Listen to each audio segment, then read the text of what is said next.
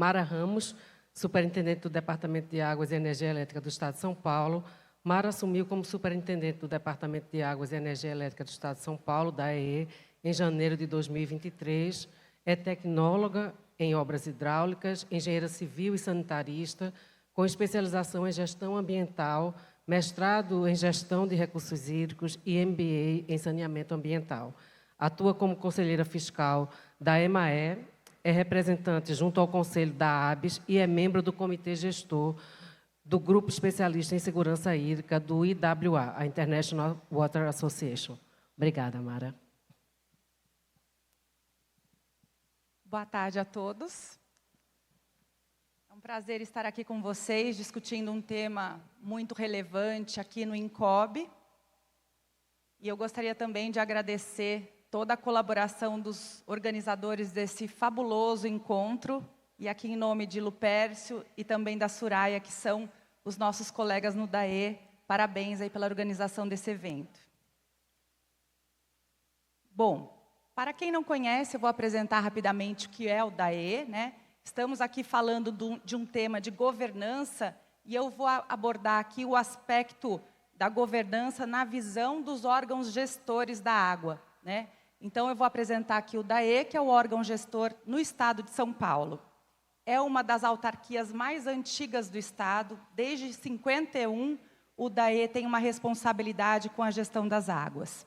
No Estado de São Paulo, nós temos 645 municípios, que são divididos em 22 unidades de gestão de recursos hídricos, que estão aqui apresentadas nesta figura.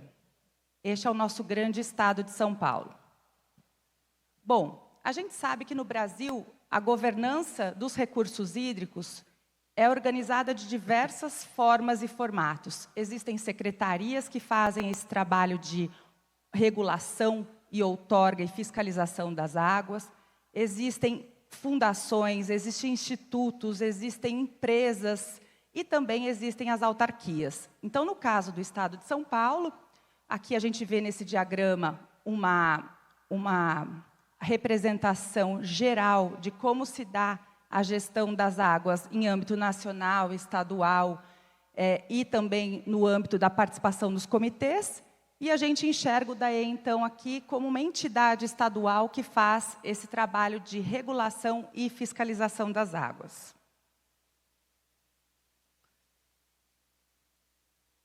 Bom, no Estado de São Paulo, estamos dentro de uma secretaria que hoje congrega outros temas muito relevantes. A Secretaria de Estado de Meio Ambiente, Infraestrutura e Logística, CEMIL. Então, o DAE, ela é uma autarquia que fica dentro dessa secretaria que tem esses outros temas de infraestrutura ali de interface. E a gente tem no Estado de São Paulo uma situação complexa com relação à gestão das águas, né? A gente tem uma diversidade, como no Brasil como um todo, de situações e cenários. Temos regiões com vocação agrícola, com vocação industrial e regiões com escassez de água, quando a gente fala em disponibilidade natural. Então, muita gente não conhece essa realidade do Estado de São Paulo, né? Quando a gente fala de disponibilidade hídrica, muito nos vem à cabeça aqui o nosso Nordeste, que tem essa disponibilidade tão conhecida como crítica. Porém, a gente tem bacias importantes no Estado de São Paulo, que também tem disponibilidades tão complexas e críticas quanto aqui do Nordeste brasileiro, né?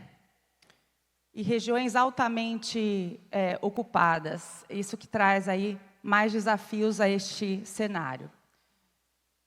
Bom, quando a gente fala, então, de disponibilidade hídrica, que é, de fato, uma responsabilidade do órgão gestor, acompanhar, gerenciar e, como o André falou, implementar todos os instrumentos de gestão que a gente tem na lei, a gente tem que acompanhar os índices de segurança hídrica no nosso estado. Então, este é um mapa, por exemplo, para vocês observarem como que a gente gerencia no estado de São Paulo essa condição de disponibilidade quantitativa de água, né? Então, a gente tem uma diversidade grande nas regiões, principalmente do leste do estado, regiões com mais criticidade. E quando a gente fala de água, não podemos esquecer da qualidade da água, né, que também é um fator que determina a disponibilidade. Hoje em dia a gente sabe que grandes centros urbanos com mananciais e rios comprometidos também vão impactar negativamente na nossa disponibilidade. Então a gente também acompanha a qualidade dessas águas. E um terceiro indicador, que é esse que congrega tanto as informações de quantidade como qualidade. Então o órgão gestor avalia também como se dá esta evolução dos nossos recursos hídricos. Bom, e no DAE, a gente, enquanto responsável pela outorga, regulação, fiscalização dos múltiplos usos desse recurso, nós temos uma grande meta. É uma meta de nos tornar uma agência estadual de águas, né? Nós já temos essa função da regulação intrínseca à nossa atribuição, mas nós temos esta meta de nos tornar uma agência. E por que uma agência? Pensamos que com esse modelo de gestão, a gente vai poder ter mais... deixa eu achar a palavra correta, eu ia falar mais... uma imagem mais positiva perante a sociedade a respeito do seu papel. Me fugiu aqui uma palavra, mas basicamente é isso. A gente nos tornar uma agência significa deixar claro para a sociedade o papel de regulação das atividades que a gente já faz, mas de uma forma muito mais forte. E o que significa para a gente tornar uma agência com funções mais fortes em termos de regulação e fiscalização? Quando a gente fala de governança, a gente sabe o quanto é importante aqui a gente fazer essa integração de todos os atores que fazem parte do sistema de recursos hídricos. E os órgãos gestores, eles precisam acompanhar todo esse movimento que foi feito a respeito da evolução, por exemplo, que o André mostrou aqui dos comitês de bacia.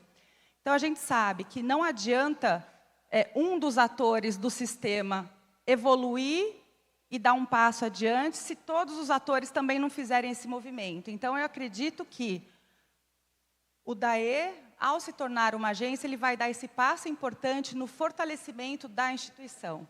Então, quando a gente fala de governança, e a gente fala de um fortalecimento da instituição, de deixar claro o seu papel de regulação, de órgão outorgante, a gente precisa evoluir.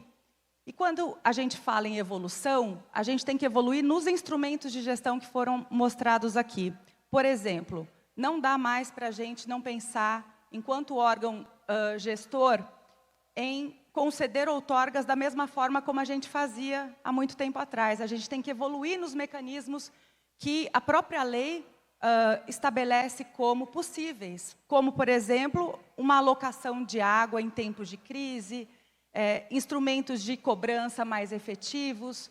No estado de São Paulo, a gente ainda não cobra do setor rural, então é uma evolução também que a gente precisa, é um passo forte que a gente precisa dar, e com a agência a gente acredita que vai fortalecer aí esse papel do órgão, né?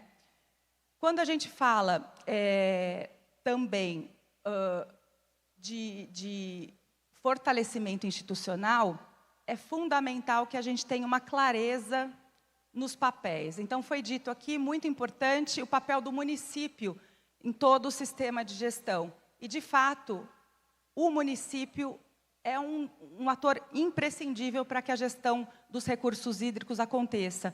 É ali que vivem as pessoas. Então, é ali que estão os recursos hídricos. Então, não tem como a gente falar de recursos hídricos sem trazer os municípios.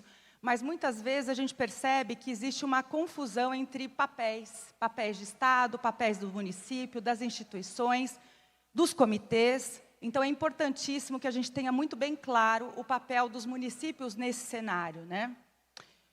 Outro aspecto importantíssimo para que a gente possa fortalecer as nossas instituições, a nosso ver, é a informação. Não tem como a gente tomar qualquer decisão se não estiver bem embasado em informações, em monitoramento hidrológico. Hoje a gente tem tecnologia para quantificar melhor os nossos recursos hídricos, para monitorar as outorgas, para fiscalizar. Então, a gente tem que usar todo esse arcabouço a favor de uma decisão bem tomada, né? Lógico, quando a gente também fala de recursos hídricos, não tem como esquecer infraestrutura, né? Planejamento de investimento em infraestrutura. Muitas regiões carecem de infraestrutura ainda, então esse é um fator imprescindível para a segurança hídrica. E esse fortalecimento institucional tem que ter esse viés de olhar para essas regiões que ainda carecem desses investimentos.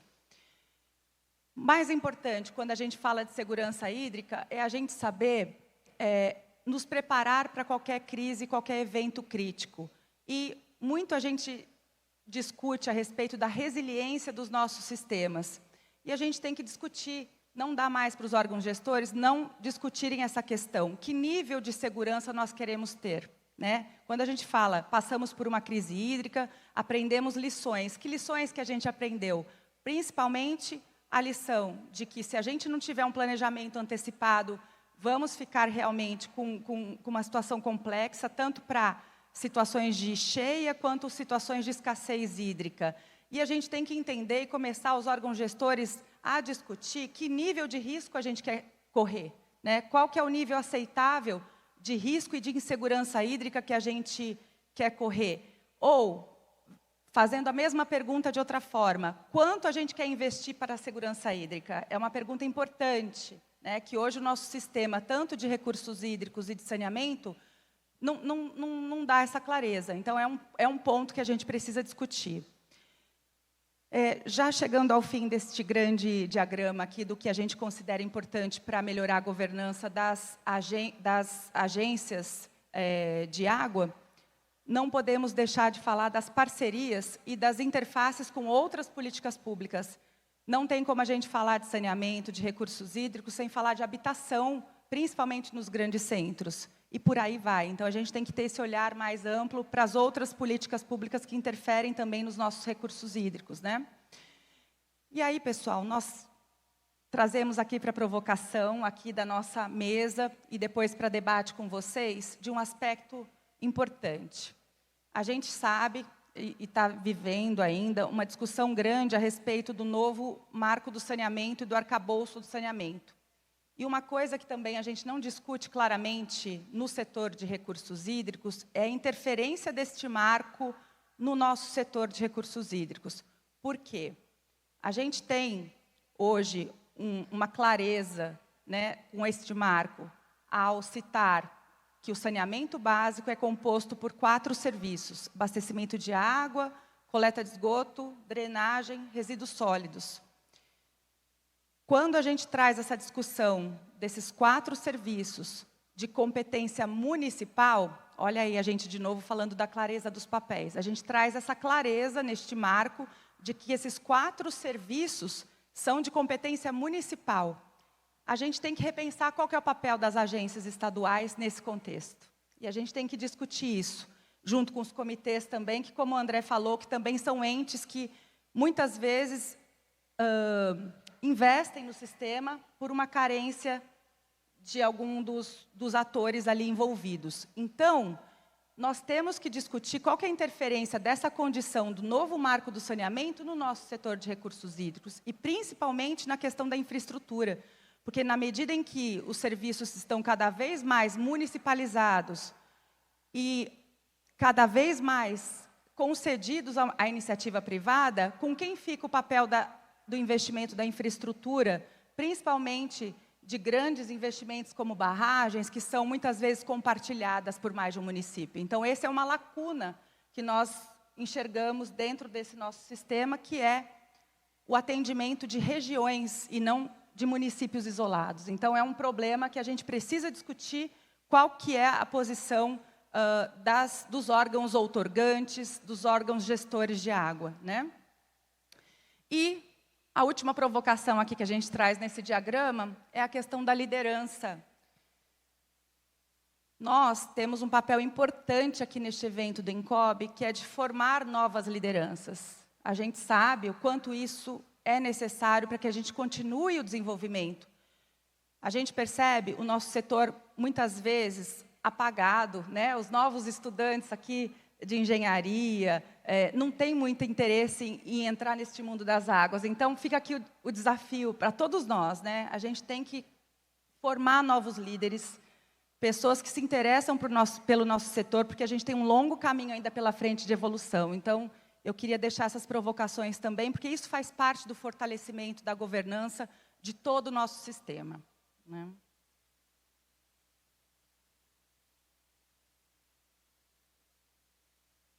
Bom, eu vou falar rapidamente os programas que o DAE faz no estado de São Paulo.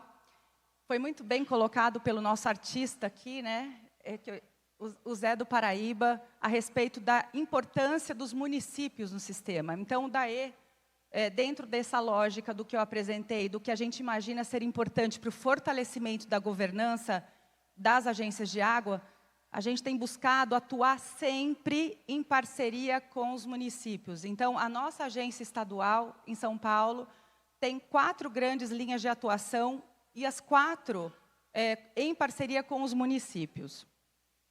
O primeiro deles são os programas relacionados, são as ações relacionadas à segurança hídrica. Então, nós temos alguns investimentos em infraestrutura hídrica, temos também algumas perfurações de poços de forma complementar ao abastecimento público, um serviço que está em fase final, porque nós não pretendemos continuar. Temos também uma pretensão de lançar um trabalho novo com o setor rural e de irrigação. No programa Rios Vivos, que é um grande programa aqui liderado e iniciado pelo Lupércio, né, que nós temos muito orgulho, porque todos os municípios paulistas que já receberam esse programa são unânimes em dizer o quanto isso melhorou, de fato, ali o seu corpo hídrico, seja uma represa, um rio, em que nós fizemos alguma intervenção e alguma ação de proteção desses recursos hídricos. Então, foram mais de 170 municípios paulistas já atendidos com esse programa, e, lógico, a gente vai continuar, e sempre em parceria com o município, né? Porque o município também tem que manter a governança e a zeladoria daquele corpo hídrico que é revitalizado, né? Terceira linha de ação que o DAE faz a respeito de saneamento, basicamente, ele tem um foco na drenagem. Nós contribuímos em alguns planos de drenagem, principalmente quando são regionais. Temos aí as parcerias com os municípios para os piscinões para melhorar ali a drenagem municipal. Sistema de esgotamento sanitário e de abastecimento de água, a gente está concluindo, porque também não pretendemos continuar neste apoio aos municípios.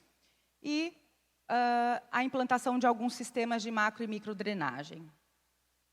E, por fim, a gente tem a intenção aí de alavancar o tema de consultoria técnica em apoio aos municípios e a capacitação interna e externa. O nosso plano de investimentos para o próximo ano, só para vocês terem uma ideia de quanto a gente está investindo no Estado, nós temos um orçamento de 2 bi. Desses 2 bi, metade é a parte azul, está pequenininho aqui, não dá para ler, né? É a questão da infraestrutura hídrica. Mais de 20% é relacionado à drenagem do Rio Tietê, nosso grande recurso hídrico do Estado de São Paulo. Temos 14% do nosso investimento em sistemas de drenagem e piscinões, 10% em programas de apoio ao município e uma pequena parte para a regulação e fiscalização e dos serviços administrativos. Então, notem, a gente está querendo deixar de executar alguns serviços para ampliar e fortalecer a regulação. Então, ao longo do tempo, esse gráfico tende a se alterar um pouquinho nessas proporções. E para fortalecer esse tema regulação, nós criamos no DAE este ano uma diretoria específica de regulação e fiscalização para justamente fortalecer a nossa instituição. Um outro aspecto que a gente trabalha muito forte no DAE é a questão de governança e integridade. Também criamos, a partir deste ano, uma diretoria específica para isso, para trabalhar os relacionamentos, principalmente com os nossos fornecedores, com a nossa força de trabalho, no desenvolvimento de um novo código de ética e integridade. Então, é um outro aspecto que estamos, de fato, fortalecendo na nossa instituição. E o relacionamento com os municípios, que não deixa de ser nunca a tônica da nossa atuação, que eu acho que é central, eu acho que a gente coincide e concorda aqui com essa importância dos municípios. Aqui é um exemplo de reuniões que a gente faz com os conselhos, aqui o Condemate, que é uma organização dos municípios do Alto Tietê. E, por fim, já concluindo todas essas ações que fizemos para o fortalecimento de nossa instituição, a gente aponta aqui e destaca a assinatura do Pacto pela Governança da Água com a ANA, que reforça o compromisso que o DAE já tem há muito tempo de parceria com a Agência Nacional e de parceria com todo o sistema de recursos hídricos do Brasil.